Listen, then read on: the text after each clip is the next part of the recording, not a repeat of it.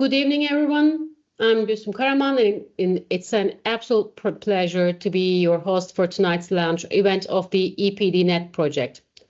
We have an exciting and meaningful program ahead, where we will explore the rationale, vision, and impact of this initiative alongside distinguished speakers and esteemed guests.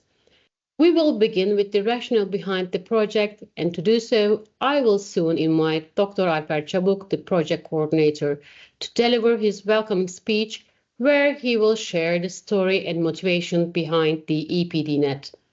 Following that, we will have the privilege of hearing from Jack Dangermond, President of ESRI, who will welcome us through a special video message. Then, Professor Dr. Sayın Çabuk, the Executive Advisor of the project, will take the stage to provide further insights into the core aspects of the project.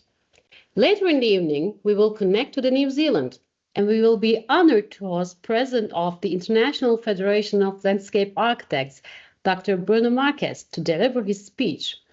Then we will move forward to some of our partner institutions, key contributors to the success of EPD-Net. First, we will welcome Dr. Cafer Yıldırım, representing Ankara University, followed by Professor Dr. Gülce Övüç Yıldız, Vice Rector of Istanbul Kültür University. They will share their insights on the importance of this collaboration from their institution's perspective. Finally, we will welcome Professor Dr. Onur Kaya, Vice Rector of Eskişehir Technical University, who will share his insights from the perspective of the coordinating institution. After this inspiring lineup of discussions and reflections, we will close the evening. But before we begin, I would like to take a moment to share how it all started. The first idea behind EPD-Net took shape following a meeting organized by the Turkish National Agency in late 2022, where we were introduced the Erasmus Plus Alliances for Innovation call. While we were considering forming an alliance, everything changed in February 2023, when the devastating earthquakes struck Turkey.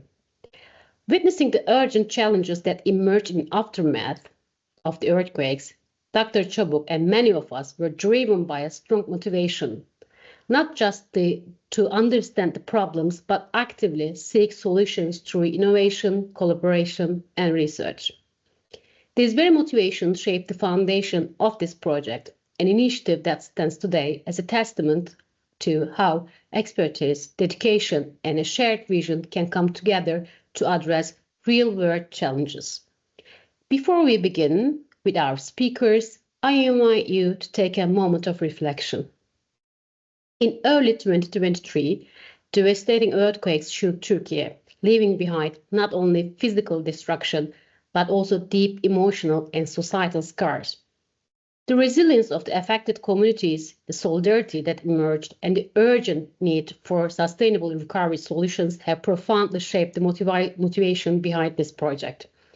To honor this moment, we will now watch a short video capturing the realities of the earthquake zone, accompanied by a song by Karsu, an artist who herself has deep personal ties to affected regions.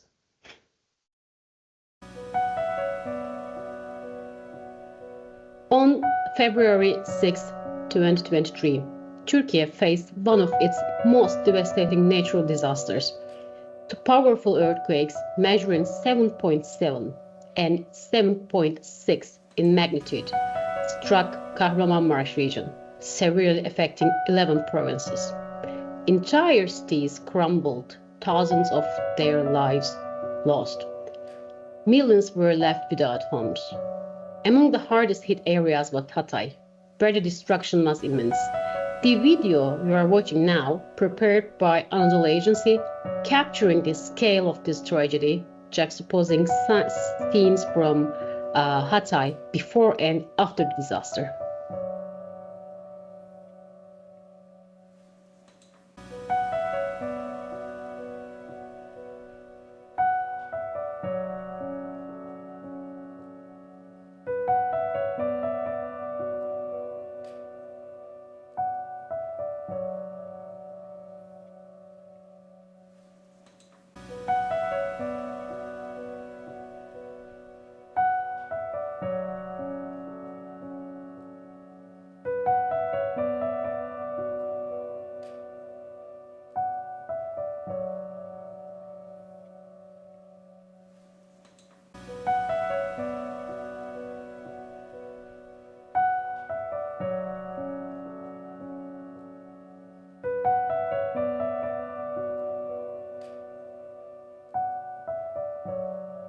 One of the 11 provinces that suffered massive destruction was Hatay, which was severely affected by the disaster.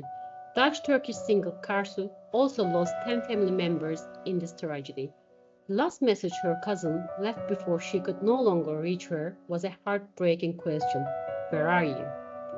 In an emotional tribute, Karsu performed Neşet Ertaş's song called "Neredesin Sen? Where Are You?" to express her grief. Through her voice, she not only honored her lost loved ones, but also conveyed the deep human impact of the catastrophe to the world. This performance was not just a lament, but a powerful reminder of the human stories behind every disaster. Halimden bile işveli nazlı, gönlüm hep seni arıyor. Neredesin sen? Tatlı dilim, güler yüzlüm, ceylan gözlüm. Gönlüm hep seni arıyor. Neredesin sen? Neredesin sen?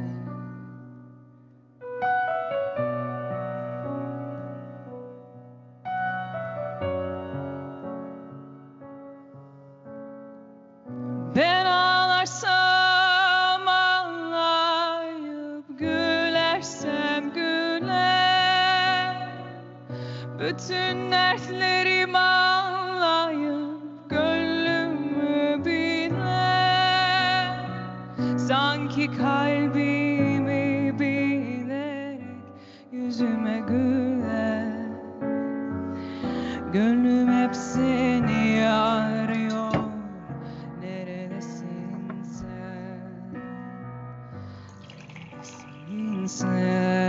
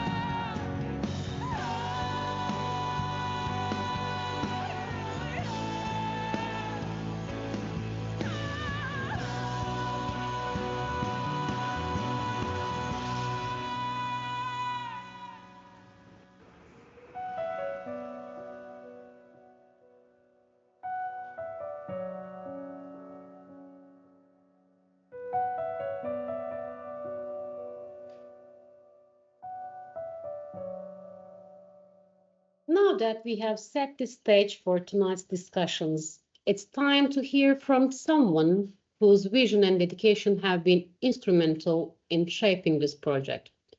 Our next speaker is not only an expert in the field, but also the project coordinator of the EPD-Net.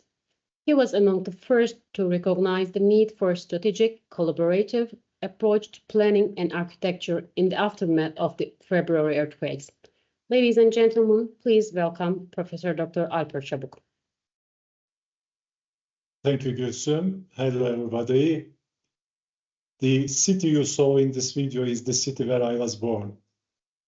In February 6 earthquakes, more than 6,000 buildings collapsed only in Antakya. In total, about 40,000 buildings collapsed in Turkey. In this earthquake, not only our buildings collapsed, but all of us destroyed.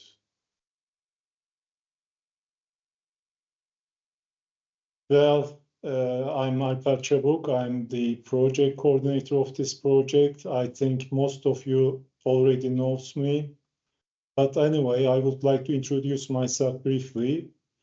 I'm working on ecological planning and design, disaster management, environmental management, and information technologies such as computer-aided design, geographical information system, AI, and remote sensing.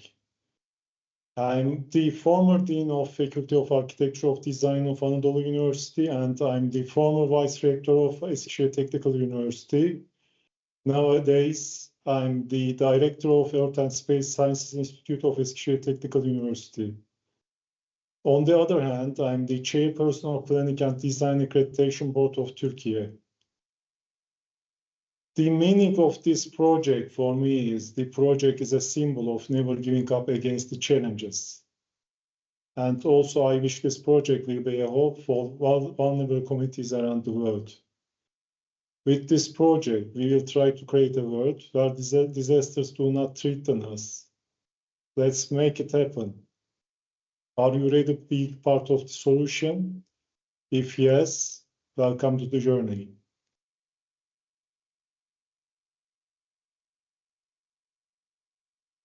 Well, I want to start by giving you some examples from our countries. What I want to do is to explain why we need ecological planning and design solutions and why we need to raise awareness for understanding our planet and its systems. The first example is from Norway. In the landslide, the ground of Dangermond collapsed completely. Homes were lost, people were lost. I think a better planning could have stopped this. And the question what we will answer in this project is, could the ecological planning and design have stopped this? The second example is from South Moravia. Residential areas and homes were largely destroyed in strong storm. The question we will find the answer in this project will be, how can we design cities that survive extreme storms?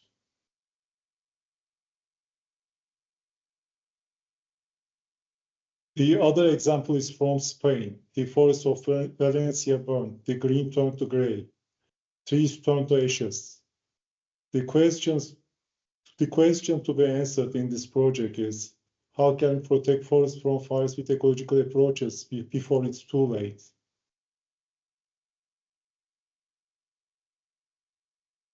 This time in Portugal, green turned to gray. The area was covered in smoke. Fire destroyed homes and fire destroyed landscape. Another warning that climate is changing. The question that needs to be answered in this project is, how can we stop fires from spreading by the help of nature-based solutions?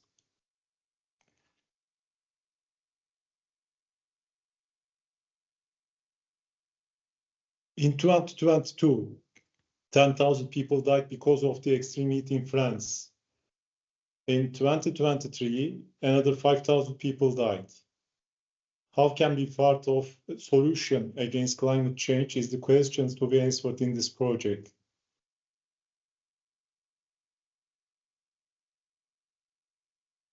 Over 200 people died, thousands lost their homes. Floods don't choose victims. But bad planning solutions and site selections make things worse. The question that needs to be answered in this project is, how can ecological planning and design help us to reduce the damage from floods?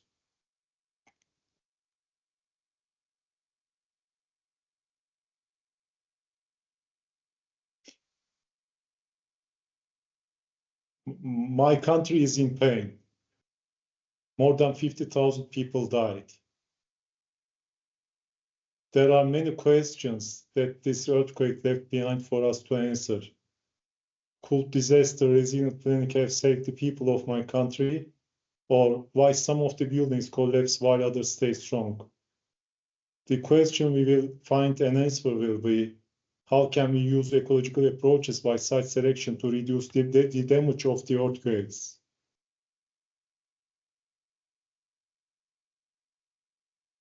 A strong storm in Latvia.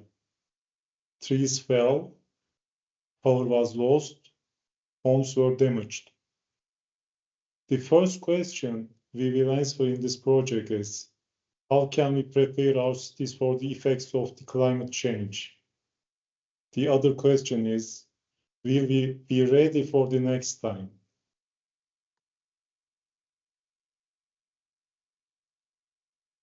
Storm Boris brought a heavy rain and extreme winds. Roads were destroyed. Homes flooded in Slovakia. The question we will answer with this project is, are our cities ready for these disasters?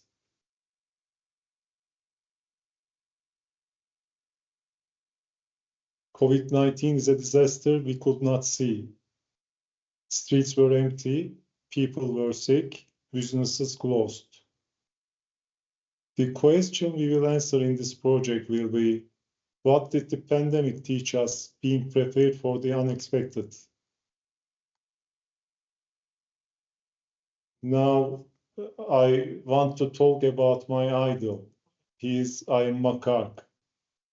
According to Ayım Makark, we are smart, but we do not always listen to the nature. Makark told us to work with nature, not against the nature. He always talked about learning from nature and its systems in his works.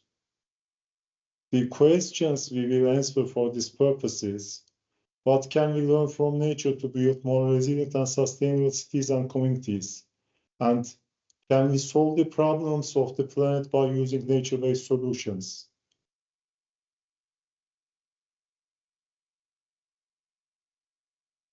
As you can see from the slide, Makark determined some places are not suitable for settlements in his Staten Island plan according to the disaster risk of the island.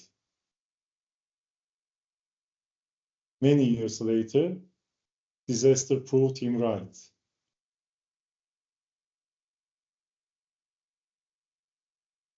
As you can see, the places Makark found unsuitable and unsafe were exactly the same places destroyed by Hurricane Sandy in 2012. His nature-based planning solutions in this plan successfully passed the real-world test. Now, I want to ask you some questions. The first question will be, can good planning save lives? And the next question is, what is the way to create more resilient and sustainable cities by using ecological planning and design approaches? I hope we will find the way to answer all of these questions within this project together. And what we will learn from this project will be, if we understand our planet and its systems and respect it, we can build a resilient and sustainable future for all of us.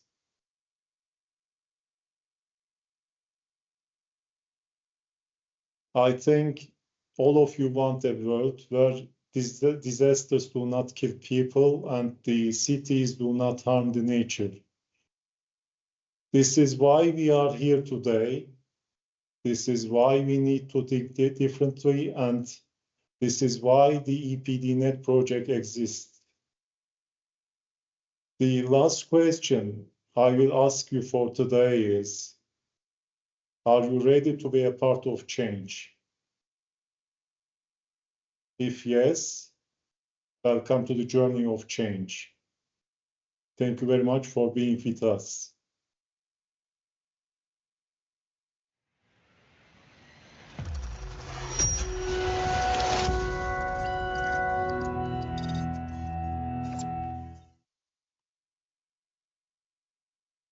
Now, I want to introduce you Jack Dangermond.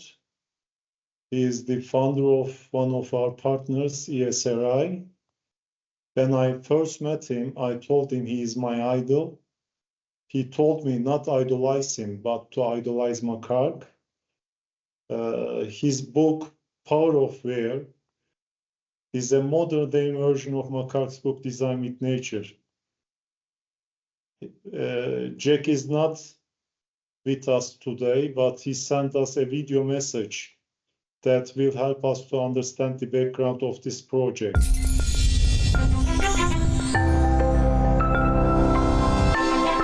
Hello, my name is Jack Dangermond, and I want to start off by saying thank you, Dr. Kabuk, for this very kind invitation. What I plan to do is share a little bit about my personal history, where I've been as a career, and then talk about where I think we need to go as a global society. I started as a landscape architect student and rather quickly moved over to interests in geography, the science of our world. Because landscaping, I found, was interesting at a small scale, but the landscape or geography was much more interesting because I could see in geography both natural systems like hydrology and geology and biology and ecology, but also cultural systems like transportation systems, which are geographic, or telecommunication systems, or how humans were putting their footprint on the planet. I got excited and then quickly shifted to the idea of using computers to model these landscapes, quantitative geography. This opened up a whole new world of exploration for me. While I couldn't afford to go different places, I could explore relationships and patterns in GIS that had really never been looked at quantitatively like that before. I never lost my interest in the application of landscape to other activities, landscape planning, urban planning, transportation planning. And I was very fortunate in my career. I started a small consulting kind of company that applied geographic thinking to the way people made decisions. I went through, I think, 4 or 5 basic stages in doing this. The first one was doing small projects, designing a park, designing a plan for a watershed, or helping pick the location for a new town or new urban development. This part of my career lasted almost 10 years. And during that period, my colleagues and I built homemade software that we used on our projects, project by project. In the early 80s, we were very fortunate to be joined by a new generation of software developers who wanted to take our work and build it into tools that allowed other people to do the same kind of work. And so we built the first commercial GIS, as it was referred to, ArcInfo. This very gradually was embraced by organizations around the world for managing their information, forestry data, water data, and the like. Today, that evolution of those tools that we first built resulted in literally hundreds of thousands of organizations using GIS as a foundation for their work. In almost every field today, these tools are being applied. Epidemiology and health, transportation systems, also in scientific endeavors, looking at the polar ice caps or climate change. This has driven a kind of evolution in thinking. At this point in my career, what I'm seeing is a new thing occurring, which is not just tools for helping develop information systems. It's a kind of combination of these tools to create systems of systems. It's really the interconnection using the web and web services of all this geographic information, imagery data, real-time data, and it's aided by web services and the internet to bring together information from everywhere about our globe. At this stage in my life, I began to realize that these tools, these workflows of different organizations in every field could be brought together into infrastructure, a kind of like the internet with geographic information or map overlays on it.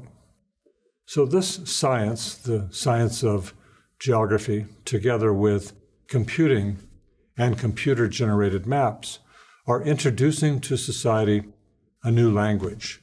I like to call it the language of where.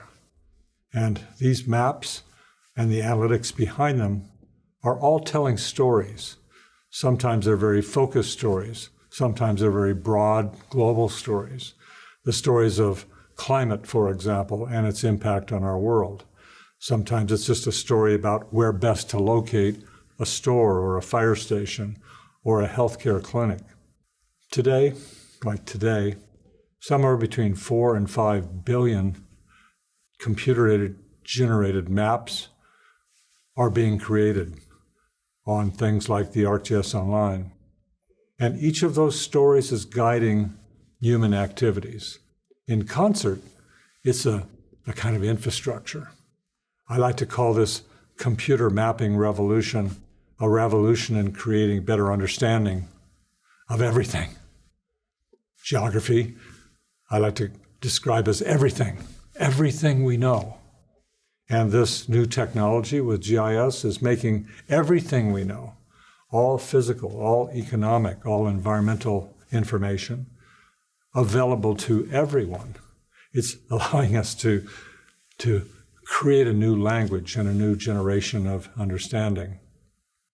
As one of my good friends, Richard Saul Wurman, described it, it's about understanding, and understanding precedes action.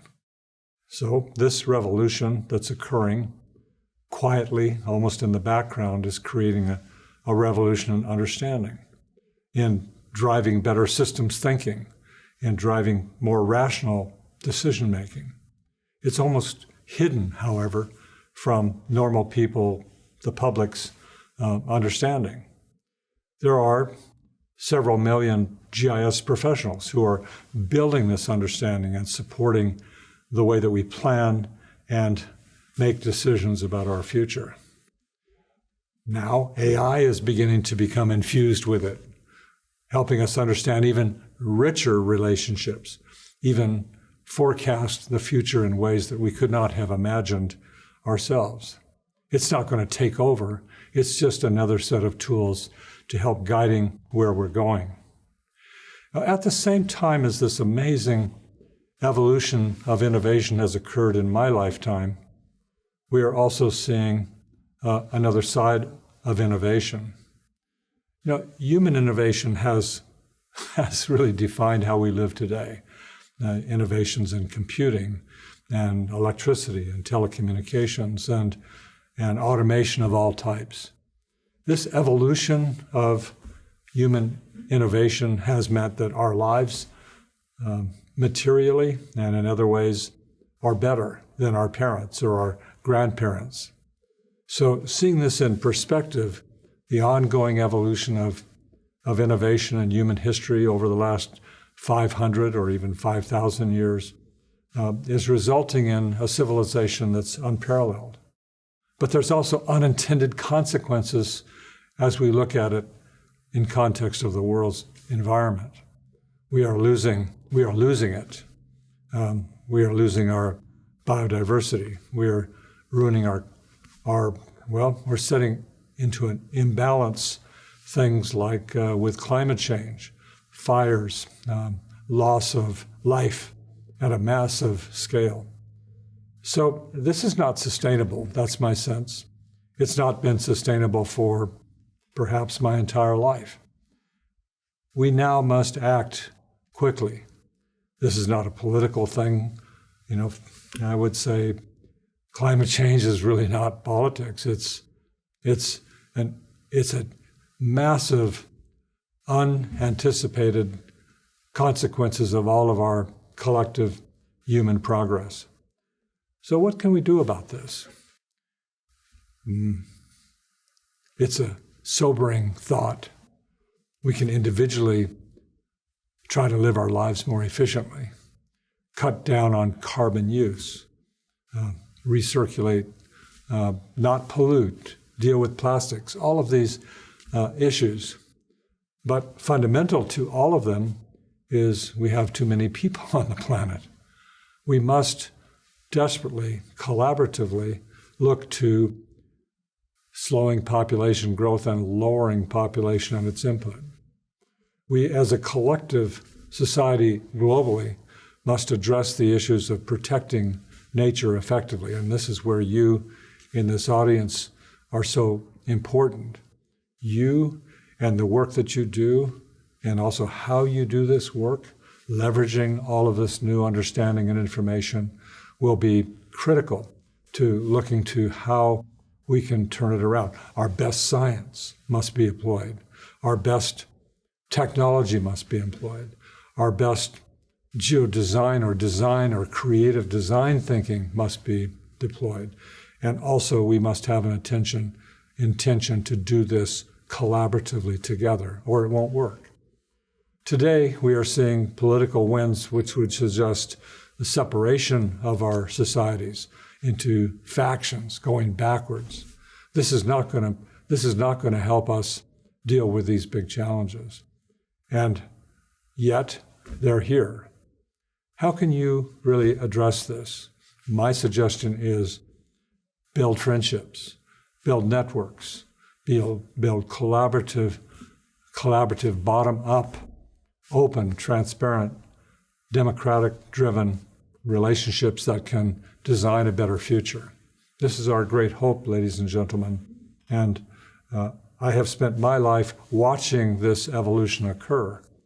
Now is the time to really transform how, at a massive scale, we address these big challenges together. You will make new friends. You will reacquaint yourself with old friends. And it's my hope that you talk about these big issues and figure out how we can, I don't want to say engineer our way out of this. I don't think that's quite right, but it's find solutions that address these challenges and the personal relationships and organizational structures across our existing organizations to do better. Well, I wish I was there with you. I really dearly love Turkey and all of its splendor and history, civilization, and I like all of you. Thank you.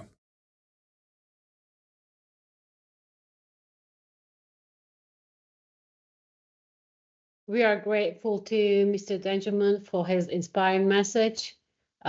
His vision actually aligns perfectly with the goals of the EPD-Net, reinforcing the importance of innovation, geography, and most importantly, collaboration in building a more resilient future.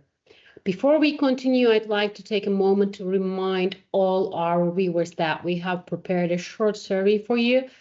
Your feedback is incredibly valuable to us, and we would love to hear your thoughts on today's event. You can find the survey link in the Teams chat and in the YouTube comment section. We encourage you to take a moment to fill it out and share your insights. It will help us improve our initiative. Thank you in advance. Now let's dive deeper into our project. Give us a more comprehensive understanding of EPD-Net, its objectives, scope, and expected impact. I'm honored to invite Professor Dr. Saynihan Çabuk to the stage. With her extensive experience in landscape planning and sustainability, she'll guide us through the core aspects of this initiative. The floor is yours, Hocam. Thank you very much, dear Gülsüm. Good evening, everyone. I'm very glad to be here with you this evening. Similar to many parts of the world, as you know, Europe has been increasingly affected by disasters. According to the European Disaster Risk Management Fact Sheet, between 1980 and 2020, nearly 50 million people were impacted by natural hazards, costing the EU member states an average of 12 billion euros per year. Unfortunately, the EU is expected to face even more extreme events with growing exposure and vulnerable to the disasters. The EPD-Net project addresses the growing impact of natural disaster by integrating ecological planning and design into disaster management. Its main goal is to promote the use of these practices to build disaster resiliencies and communities.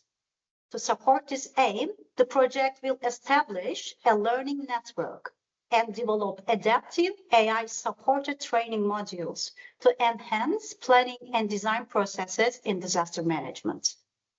The outcomes of the EPD-Net project will not be limited to Erasmus Plus countries only, they also have the potential to support other countries with similar needs. The project's innovative approach can be adapted to different contexts and contribute to building more sustainable and resilient landscapes around the world. Eskişehir Technical University coordinates the project with the participation of 16 partners and 5 associate partners. The project includes 6 work packages and 19 deliverables to be completed over a period of 36 months. Now, let's take a moment to acknowledge the project partners.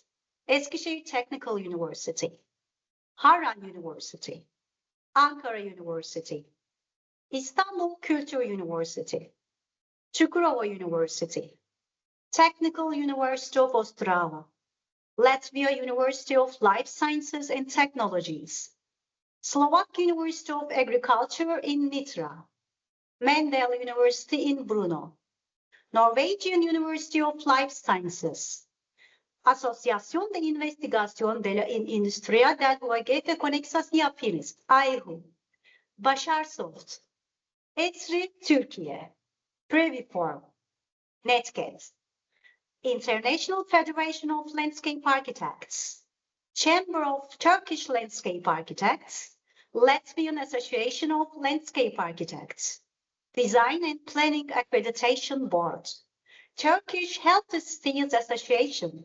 Cybertech, and Innovanka. Now, let's watch the project introduction film together. At the end, you'll also hear the EPD-Net song performed in the language of our project partners. This song carries a message of unity and hope, showing that when we stand together, we can ease the pain and fear that disasters bring.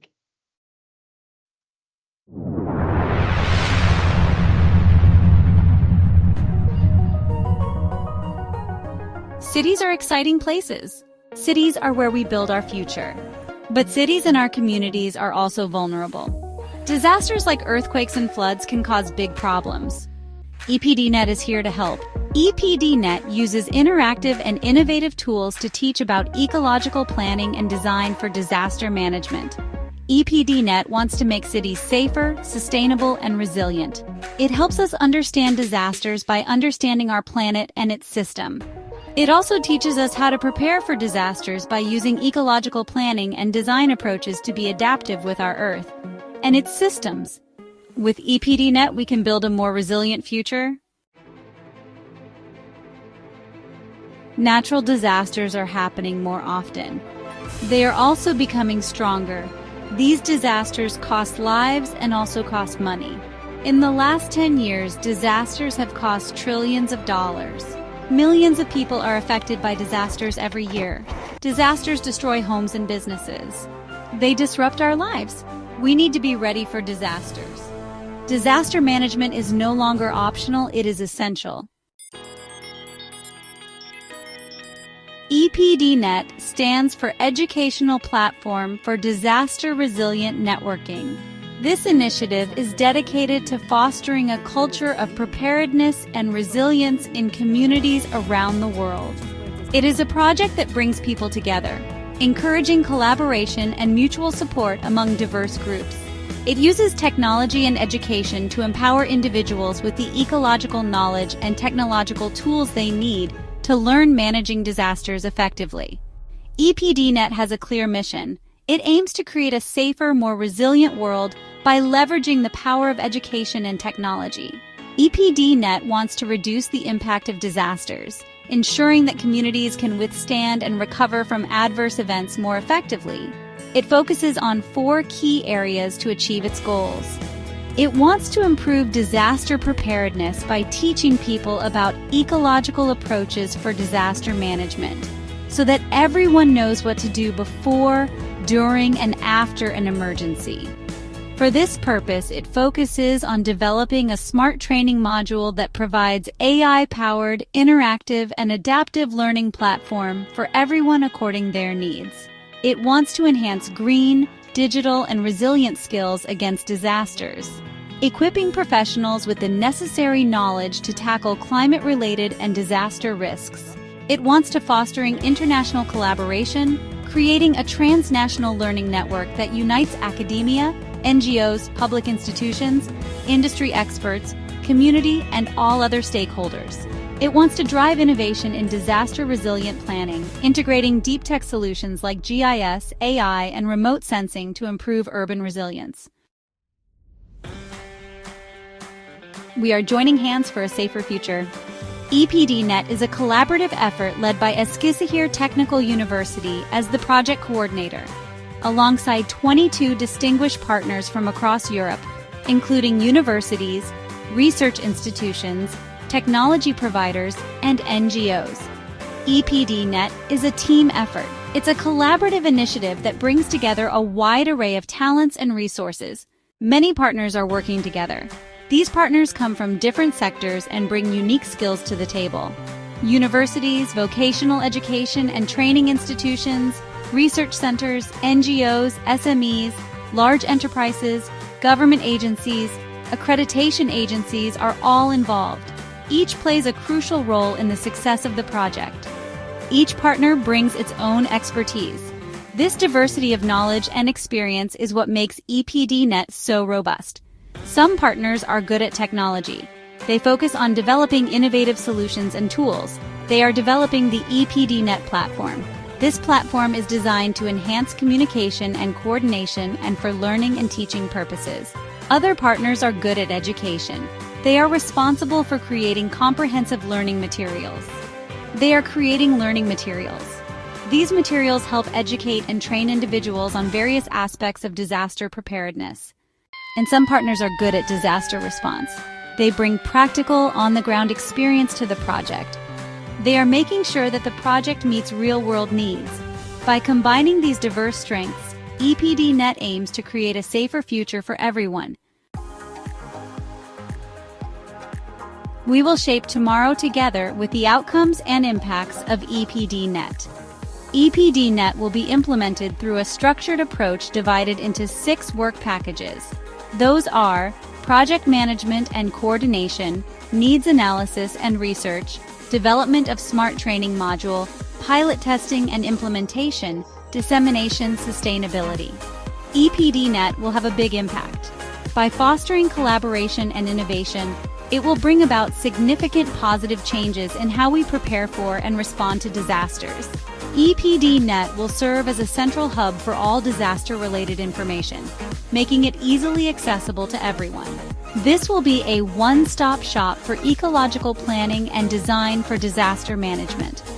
Users will find everything they need, from real-time updates to educational resources, all in one place.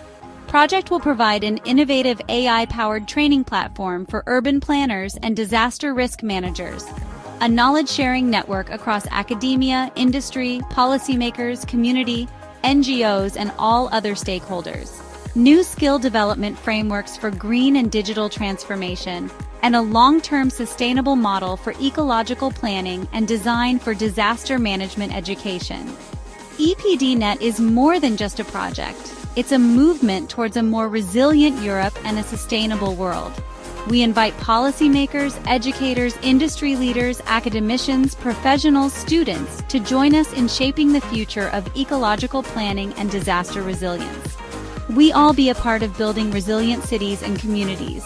Through collective effort and shared knowledge, we will create communities that are better prepared for any disaster.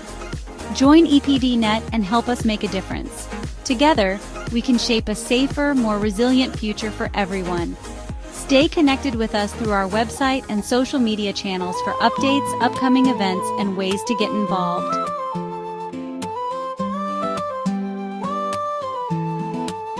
Voices from 7 nations, 23 hearts as one. Cada idea nos une, bajo el mismo sol. Each idea unites us under the same sun. Społecznie silniejsi, stawimy pewne mosty. Together stronger, we build solid bridges. Bilgiyle örülür, güvenli yarınlar. With knowledge we shape secure tomorrows. Zelena budoucnost, nasze mesto rastie. A green future, our city grows. My se sam kopa stipraki neka jebkada gra. We are together, stronger than ever. Con innovação e paixão criamos soluções. With innovation and passion, we create solutions. Framtiden vår, vi bigger than sammen. The future is ours, we build it together. For a greener world, resilient cities rise. With EPD-Net, our hopes reach the skies. A journey across borders, with hands joined tight. A step to the future, towards a world shining bright.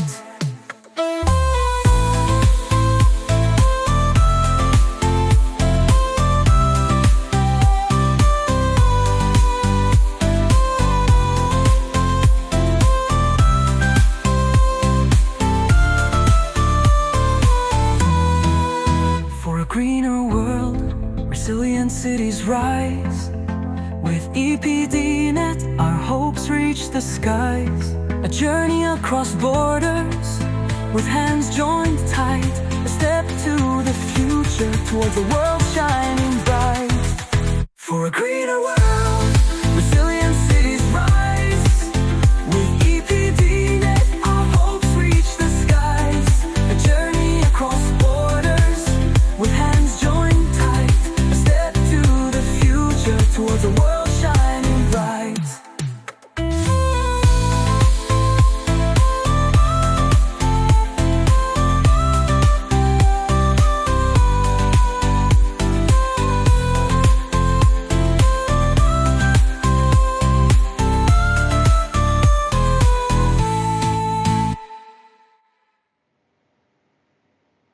Thank you for that. What we just witnessed was a lovely example of how technology and creativity can come together to convey messages, express emotions, and raise awareness. AI content like this video and song does more than just simulate the reality. It helps us reflect, remember, and rethink how we approach the matters. And that is why we have included an AI-powered tool into this project. But beyond reflection, action is what truly drives the change. Our next speaker is someone who has dedicated his career to integrating nature-based solutions into urban planning and disaster resilience. It's my honor to introduce Dr. Bruno Marques, President of International Federation of Landscape Architects, as an associate partner of EPD-Net. IFLA plays a vital role in advancing sustainable and resilient urban development. Dr. Marques will share his insights on the importance of landscape architecture in building disaster-resilient cities, the global perspective on integrating ecological solutions into spatial planning, and how nature-based strategies can help shape a more sustainable future. Dr. Marques, the floor is yours. Hi. Well, greetings, everyone. I'm delighted to join you virtually all the way from New Zealand for the launch event of the EPD-Net. It is a pleasure to see many landscape architects in some of our national member associations as part of these amazing projects. And being based in New Zealand, natural disasters are something that we are very familiar with. So I'm joining you today as the 23rd President of the International Federation of Landscape Architects. And it's my pleasure to guide you through in what IFLA is and does, and to provide you also an overview of our profession and some of the key projects that we are focusing on and how this could align with the work that EPD-Net is going to be developing. So the world has changed a lot since the establishment of IFLA in 1948, while our mission remains the same, protecting and enhancing the profession of landscape architecture. Our battles have changed slightly. Pressures of globalization and urbanization, threats to sustainability and food security, hazards derived from climate change and sea level rise, the burdens of modern living and our own health and well-being and social justice, and more recently, of course, all the pressures resulting from the global pandemic and many other national disasters. So these issues require us to focus on establishing a joint vision for protecting and nurturing our natural and built environments. While we have come a long way, we still have a long journey ahead of us to give the proper recognition that landscape architecture deserves. We are the profession of the 21st century, and we are well equipped to deal with the pressures that will define new ways of living and designing for future generations. Established in 1948, IFLA is the only international non-governmental organization representing landscape architects globally. It is through our joint efforts and projects like this one that we keep expanding our knowledge and experience. As a global federation, our allies are international bodies where we can affect policy and where our expertise is required around the table to strategize about the future of our planet. IFLA assists in promoting the profession and expanding educational standards so we can train the future generation of landscape architects. So we are not as small as people may think. We are a global body that represents 80 national member associations, and within our collective, we have about 100,000 landscape architects. So our mission is to promote landscape architecture within a collaborative framework of the allied built environment professions, demanding the highest standards of education, training, research, and professional practice. So we see ourselves as a thought leader, reaching out and connecting the profession of landscape architecture globally. And we can only do this if we understand the different contexts locally and the needs of our members so we can better represent them globally. We are committed to promote environmental resilience and sustainability, strong and healthier communities, and battling for a broader understanding of landscape architecture, education, and practice. In this regard, there's many things that will be of relevance. There is a new definition approved by the International Labour Organization of what landscape architecture is, and it's far more reaching and holistic and represents the growth and the different facets of the work we do as professionals.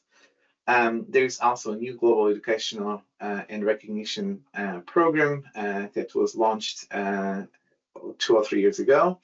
And also there's many other projects that have led into securing global partnerships with UN agencies, most recently with the UN Habitat, in bringing the power of nature-based solutions to tackle some of the challenges associated with urban settlements. We also have been working with many UN agencies on idea of establishing an international landscape convention, which again, I think it's something of relevance for this project. At the last COP29 for climate change in Baku, we launched the Works with Nature, a landscape architecture-led design framework for climate change adaptation and mitigation, together with our member association, the American Society of Landscape Architects. We also have signed a wide array of other MOUs with other professionals, such as Urban Health, the Horticulture Producers, the Green Infrastructure Network, and many more, to make sure that we are representing the interests of the profession globally. In terms of what we do, the way we do it, we believe that in order to raise visibility of the profession, IFLA is focusing its work on 6 pillars: climate action and biodiversity, health, well-being and nature-based solutions, community participation, technology and evidence-based design, food security, and traditional knowledge and indigenous practices. You will see that most of these fit very nicely with all the goals set by EPD-Net. So landscape architects will continue to address global problems with solutions based on science, art, and nature. We are actively providing policies and tools for landscape architects to assist in reducing or eliminating carbon emissions from their projects. We're also pushing landscape firms to require consultants to reduce carbon emissions, to comply with the Sustainable Development Goals, run educational programs, and include sustainability criteria in many of the awards programs available globally. We also note that many governments have realized that natural solutions are the new currency to reach their 2050 targets. landscape architects will continue to play a critical role in finding better engineering and technical solutions to reduce carbon emissions and introduce programs that target urban green spaces to offer therapeutic and rehabilitative outcomes for our diverse population. Another important goal is community participation. While focusing on participatory, community-based approaches will allow us to develop local responsive designs that consider the community needs and landscape changes under current pressures. It's definitely one of our important goals as part of IFLA. And of course, we can't deny technology, as evidence-based design is also a growing trend in landscape architecture, primarily driven by technological advancements. Climate positive tools, building information modeling, post-occupancy evaluations, digital twins, those are all models that allow us to visualize changes and predict the impacts on various scenarios. And let's not forget about the AI tools, which are rapidly transforming the landscape architecture workflow from image and text generation to terrain modeling and design iterations.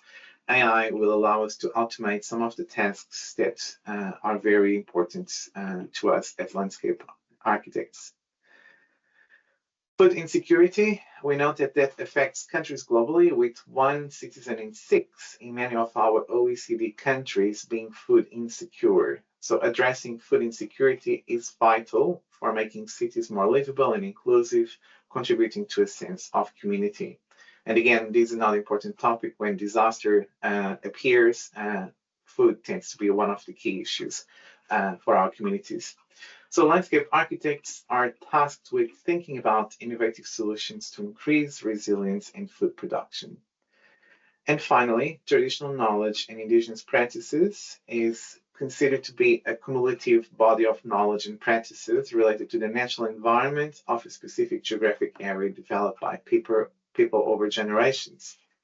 The world's indigenous peoples and their continuing knowledge and relationships with landscape is critical to the global issues landscape architects are concerned with. This taps into climate, but also into disaster. And being here in New Zealand, engaging with our indigenous peoples is very important to understand the way we can better prepare in case of disaster. So the way we look into ourselves is that empowering the world through nature, we achieve this through several ways, of course through collaborative design workshops where we actively engage with stakeholders in innovative design processes. Community projects and teams in action allow us to act locally, bringing residents and experts to collaborate on specific projects, and ultimately to deliver nature-based solutions. That's our bread and butter, showcasing the power of landscapes and landscape architecture to support local ecosystems. So IFLA is more than just the day-to-day, it's about the bigger picture. We need to be the thought leaders in our fields. This means establishing networks that brings people and ideas together, creating a space for collaboration and innovation, ensuring that the profession is properly understood and respected. So policy statements, reports, case studies, design projects, conferences, workshops, these are just some of the examples that allow us to connect landscape architects with one another, but also with other organizations and national governments. And crucially, it involves, of course, advocating for the core values upon which our profession is grounded. So a project like this one is very important for the mandate of IFLA. I also would like to take this opportunity to introduce you that there is many working programs that IFLA is about to launch. These working programs will address critical issues that face the profession and the role that we are part of. The working programs also align with similar work currently being developed by the UN agencies and our sister organizations in the built environment. So you will see there is one that's going to be particularly focusing on disaster risk reduction and resilience. That's the work that the Landscape Architects Without Borders have already well underway. So we've been busy and we'll continue to be like that. For us, it's very important to keep raising the profile of the profession internationally, and we can't do that alone. So we do that through, of course, developing global professional standards that allow landscape architects to be recognized worldwide, but also to work with emerging countries to assist them in establishing educational programs and leading into well-prepared professionals to tackle all the future challenges. We're also going to keep working with the many UN agencies and to make sure that we are dragged into any discussion that is of relevance to the profession. So IFLA, in our case, should be seen as a knowledge hub where members can share expertise and propose new ways of doing things. And the success of IFLA depends, of course, on the success of all of our members. So we know that we are just scratching the surface. There is still a long journey ahead of us. As a professional organization, we need to focus on a bigger picture. We should be seen as an interface where landscape architects come to establish and develop their networks, expand their ideas, and meet like-minded people. So our strength, as I said, relies not only on the work we do. We can't do it alone. We need to bring like-minded people and organizations to advocate for the importance of landscape architecture. We collaborate with a wide array of international organizations, demonstrating our commitment to working across sectors and disciplines to achieve our goals. These partnerships are essential because they really allow us to focus our ability to advocate effectively, share knowledge, and advance the profession globally. I'm also leaving an invitation here for everyone. We will be gathering in France, in Nantes, between the 10th and the 12th of September for our IFLA World Congress. Please come and join us. There is definitely going to be a lot of discussion around the topics that are covered by EPD-Net, and we will welcome to have you on board and to hear new developments as the project goes along. And of course, reach out if you have any suggestions, any ideas, any things that IFLA should be doing. I'm more than welcome to hear those. And really, because together is the way that we make IFLA stronger and the profession stronger. And of course, feel free to enjoy and to join many of our ongoing projects. So that's all for me. I wish all the best for the EPD-Net, and we will be monitoring it very closely as things track along, and we will be very sure that the outcomes will be far-reaching and will have a massive impact globally. Thank you.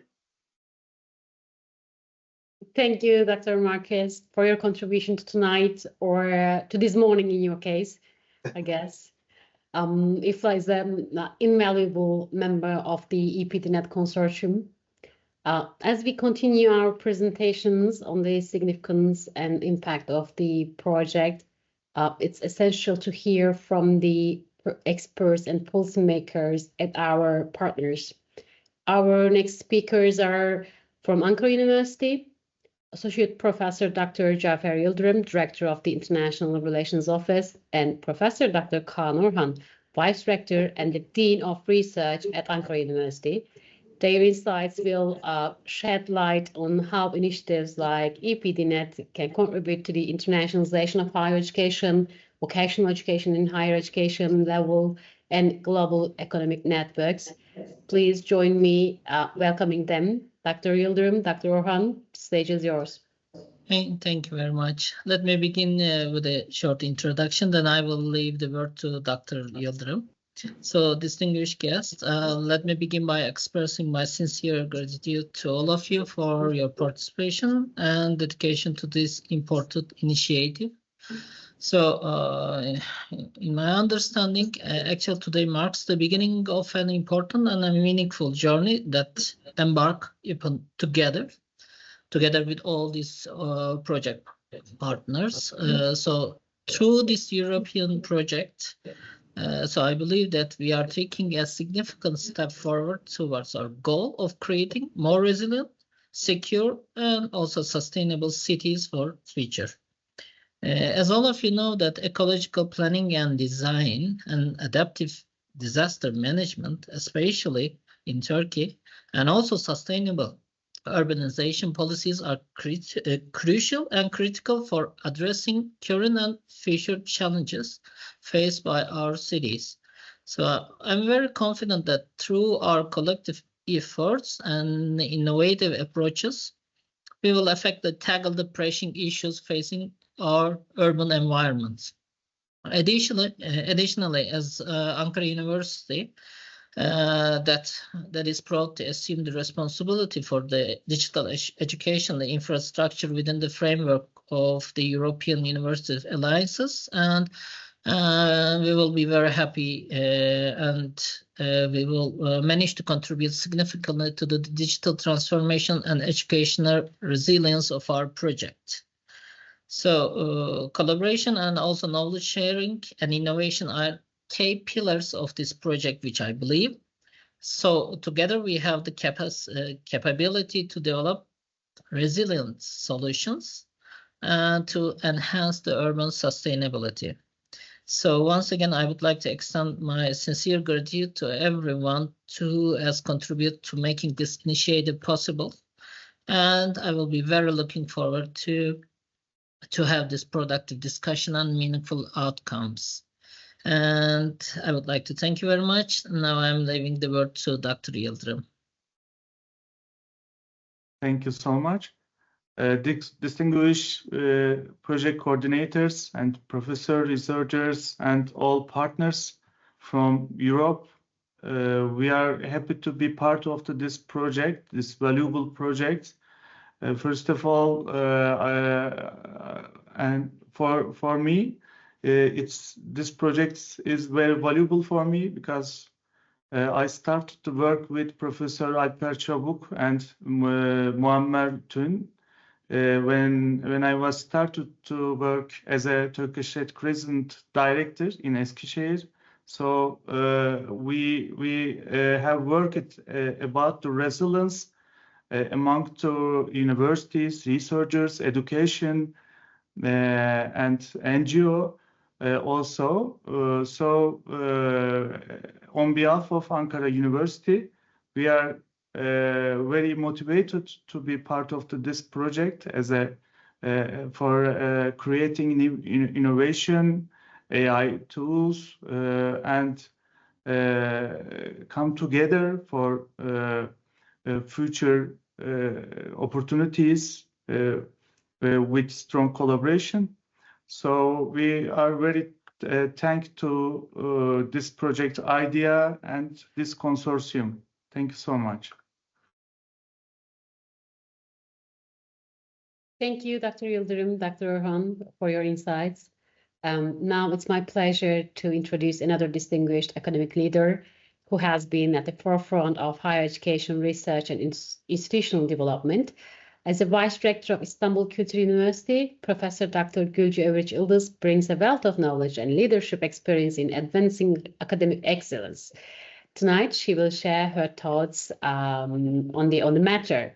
Please welcome Professor Dr. Gülce Övriç Yıldız. Hocam.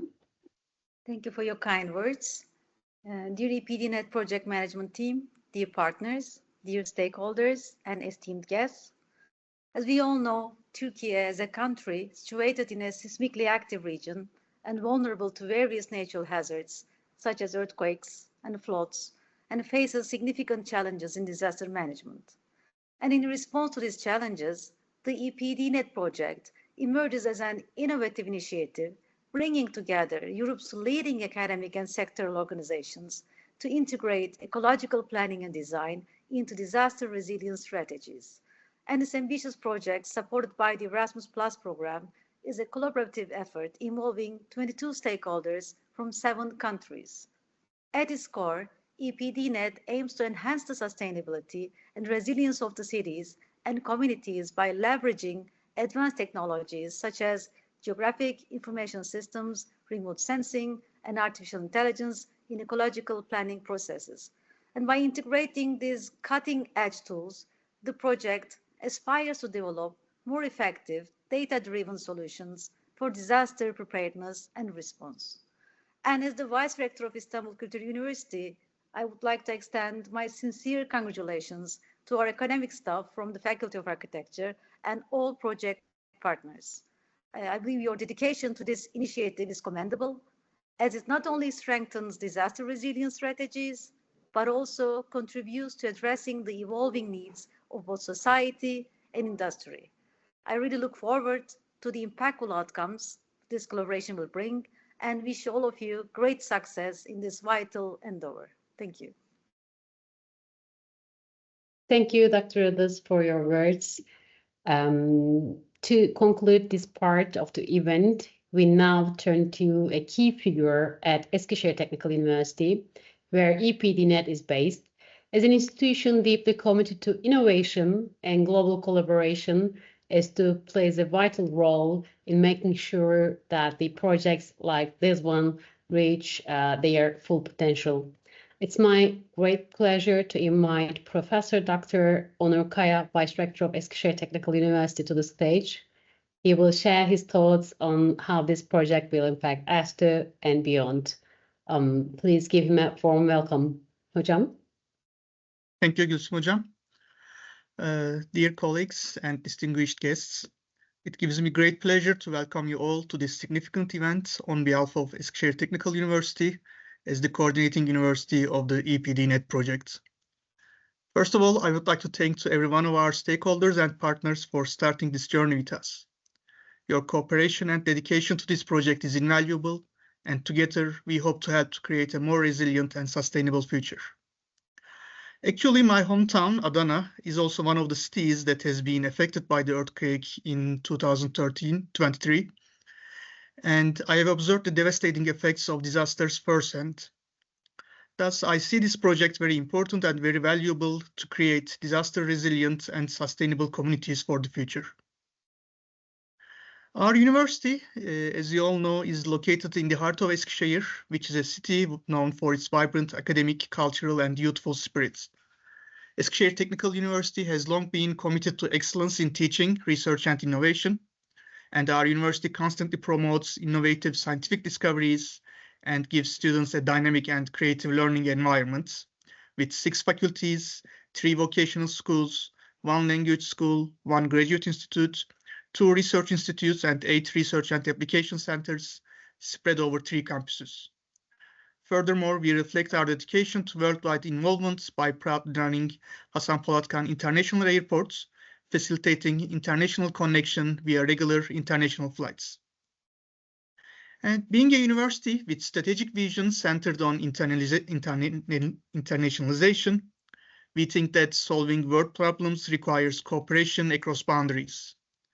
Supported by Erasmus+, this EPD-Net project perfectly aligns with this vision by bringing together 22 partners from 7 countries to promote ecological planning, disaster resilience, and smart technologies such as AI and GIS. This project aims to create a strong transnational learning network that will equip the future generation of professionals with the tools required to address climate-related and disaster concerns via innovative planning and design solutions, connecting research and education. EPD-Net marks a revolutionary path towards disaster resilient cities and sustainable communities by including artificial intelligence, geographic information systems, and geodesign ideas into ecological planning and design. As the project coordinator, we at Eskişehir Technical University have the opportunity to enable this cooperation and help to create a forward-thinking, multidisciplinary approach in this crucial field. I want to once more thank all of our partners for their commitment and efforts. I am sure that our collaborative efforts will have a significant influence, and I am excited about the developments and ideas this cooperation will produce. I appreciate each of you joining us for this journey. We are truly grateful for walking towards the future together with our partners. I hope that this project brings us closer to a better world. Thank you for your participation and for your involvement in this project.